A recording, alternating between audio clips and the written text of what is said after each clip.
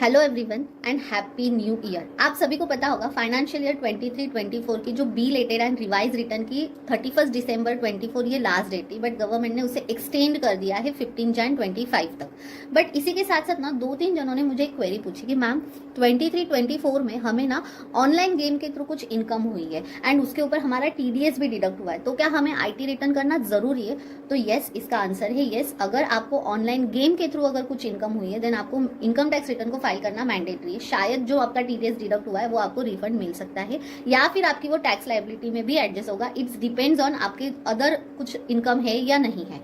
But इसके ऊपर आज हम डिस्कस करते हैं, जैसे कि अगर आपको ऑनलाइन गेम के थ्रू कुछ इनकम रिसीव हुई है या फिर रियलिटी शो के थ्रू हुई है या लॉटरी भी लगी है देन आपको आईटी रिटर्न करना मैंडेटरी है। सेकंड, इसके लिए आपको कौन से आईटीआर फॉर्म फिलअप करने हैं? तो अगर आप सैलराइड हो देन आईटीआर 2 होगा, अगर आप बिजनेस ओनर हो देन आईटीआर 3 को फाइल करना है। इस इनकम के लिए क्या जो हमारा बेसिक एग्जाम्पशन का लिमिट है वो एप्लीकेबल है? तो नहीं। अगर आपको विनिंग की कोई इनकम है देन उसके लिए आपको जो बेसिक एग्जाम्पशन के लिमिट है, जैसे 31 जुलाई के बाद न्यू रिजिम ये बाय डिफॉल्ट है, तो उसके लिए जो बेसिक एग्जाम्पशन लिमिट है वो है 3 लाख की इनकम, तो वो आपको इस इनकम के लिए एप्लीकेबल नहीं है। इस